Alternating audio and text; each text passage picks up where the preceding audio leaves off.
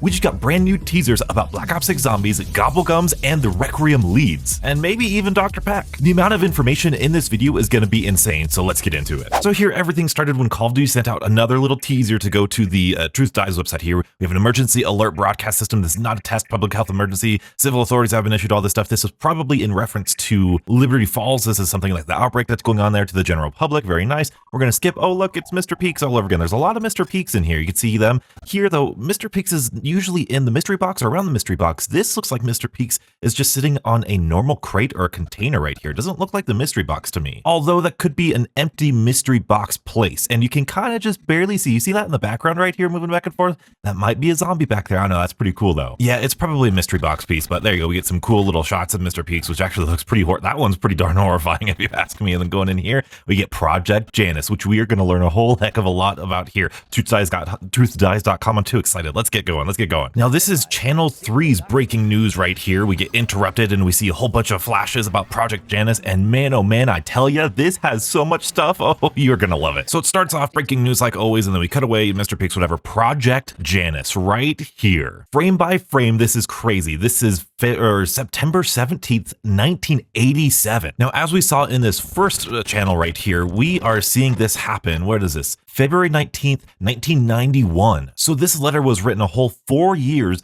before Black Ops 6 takes place. And this reads to, I can't read that, Chief Maxwell. We are writing you to inform that Ernst Duffer has been assigned to serve something terminus foreseeable future. Mr. Duffer previously served in a similar position at a facility in, oh my goodness, Hohenhausen, Germany. While we cannot disclose his professional history at this time, please understand that we believe he will uphold the standard of quality we have come to expect from Terminus Island. Sincerely, Project Janus Administration. Project Janus, if you don't know, is a project that the director, otherwise known as Edward Richtofen, the director in Cold War Zombies, and you know, from other zombies too, but remade into the director of Cold War Zombies, he's been working on. Now, Janus is a god about like doors and keys and thresholds and all this stuff, portals and whatever, so this is really interesting that it's a full-blown project now. Like, Requiem is over, the events of Cold War are done, and this is a completely different thing. The director wants this one. This is teasing the next image here, so a bunch of this is teasing this thing right here. Interrogation progress brief. Subject Gregory Weaver. Interrogator Ernst Duffer. So the new sheriff of town is here. So the initial intake status. So when they first got arrested at Cold War, here's what they said.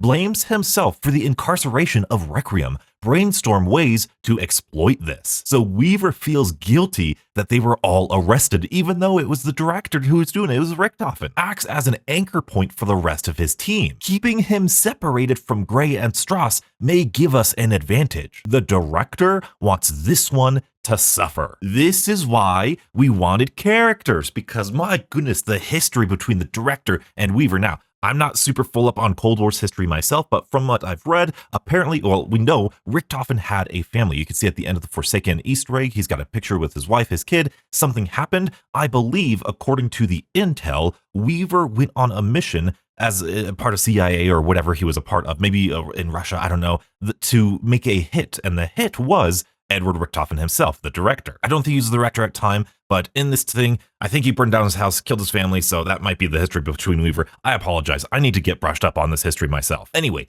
current status. Without a clear purpose, Weaver has become a broken, bitter man. Physical labor will continue to take place before our sessions. It makes him more malleable. You get some zombies history and you get to learn how to torture people. This is a great teaser here, Treyarch. I love it. All right, next up, Elizabeth Gray, Dr. Gray. Initial intake status, impudent, and willful in sessions, but footage from holding cells suggests she's putting on a brave face. So she's acting like she doesn't care, she's being disrespectful and whatever, but behind the scenes, that's not how she's handling it. Repeatedly stated during intake that someone would come looking for her and other members of Requiem. Definitely talking about Maxis, definitely talking about, oh my goodness, she's powerful. We just sent her in, or she just sent herself into the dark ether. She's coming for us now. Current status acts ambivalent in regard to her own safety. No longer responds to threats of physical harm, and has stated she no longer believes anyone is coming for her. Now, of course, I do not like the operator system in Cold War. However, the quotes that we did get from Dr. Gray,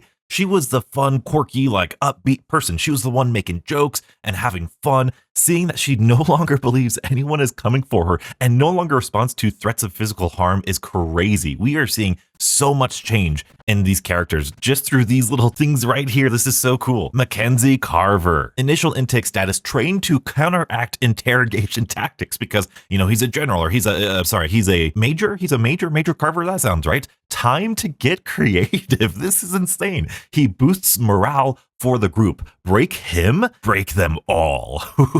Current status, has resorted to shutting down via disassociation during interrogation. Careful to conserve his energy in my presence. Running physical training sessions with his companions has kept him stable, considering isolation. Which is awesome because in the first day's teaser right here, you could see 2 people doing push-ups. And this one, I didn't see the tape right here because I'm an idiot. He is Carver right here. He's running physical stuff with, we believe, Dr. Gray down here. Weaver, you could see, is just guilt-ridden here. Strauss right here. Oh, wait till you get to Strauss. Strauss right here with his hands on his head over here. You guys. Oh. But this is so cool to see the military background between Carver, how he disassociates now. And that might be a tactic in memorizing or counteracting all of this torture. He might be the most stable, maybe. But now we get to Oscar Strauss. Now, this is very, very, very difficult to read if you couldn't tell. The only word I don't know from this is this word right here. Clings to something moral standards. I don't know if it's strengthen. I don't know if it's, well, actually on this page right here, you can see it ends with NT. So if you have any idea what that word is, let me know. It continues on.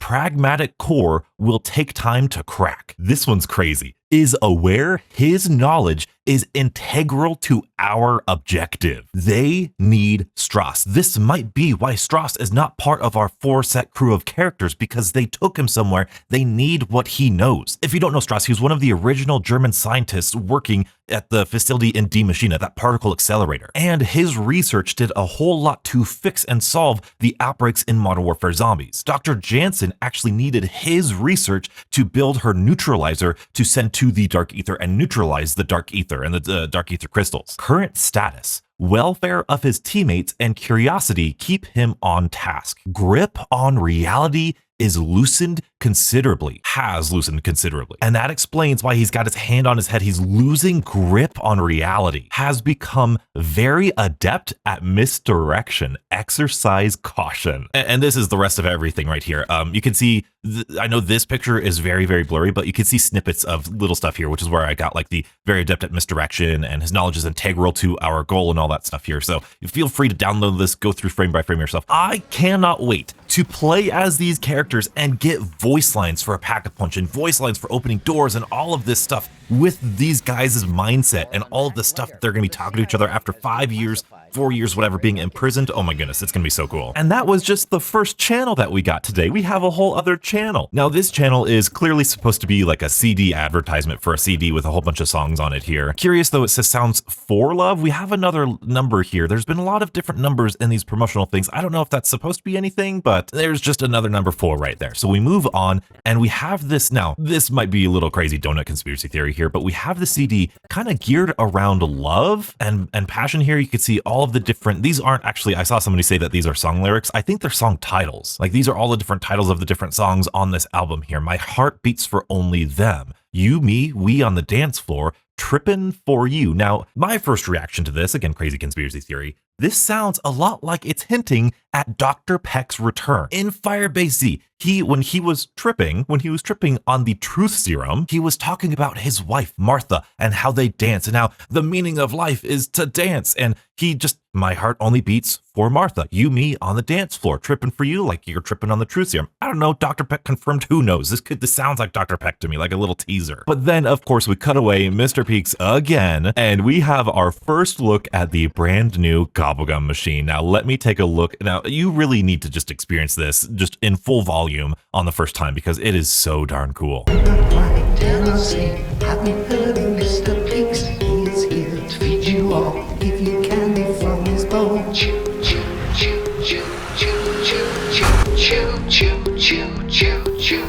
Until you die. Beautiful people, we've had perk jingles in the past. Now we have a jingle for the Gobblegum machine. This is nuts. It is so beautiful. I love the Mr. Peaks and I love the purple. I love the purple. Purple's my favorite color if you don't know, but it looks sleek. It looks good. I love this. And just in the background here, this is obviously taking place on Terminus Islands here, but you can see our first look at the mystery box light. Oh, actually, I don't know. We might have seen that before, but you can see like the back here is playable area. You can see kind of how it's spaced out a little bit. This is really up high. It looks like verticality is going to be huge here. This looks bigger than I don't want to say it looks bigger than Cold War maps because we've seen like 2 frames of it right here, but it just, I'm optimistic right now. I need to like reel it back in a little bit here, but it looks like, ooh, is that like a boat right there? You could go down. I don't know. This looks really cool. I like how it has a TV in here. Like I said, that's probably going to just be playing the perk jingle that or the Gobblegum jingle right here all over and over and over again. But within here, we get an interesting little cartoon here. These things almost look, I saw someone say they look like the pods from Shadows of Evil. These trees look really weird. Like it almost reminds me of Firebase Z's forest right here, but I don't know. It might just be like set dressing and cool little stuff. So we have Mr. Peaks right here, who is curiously the leader of the Gobblegum machine. But as we start getting these Gobblegums in,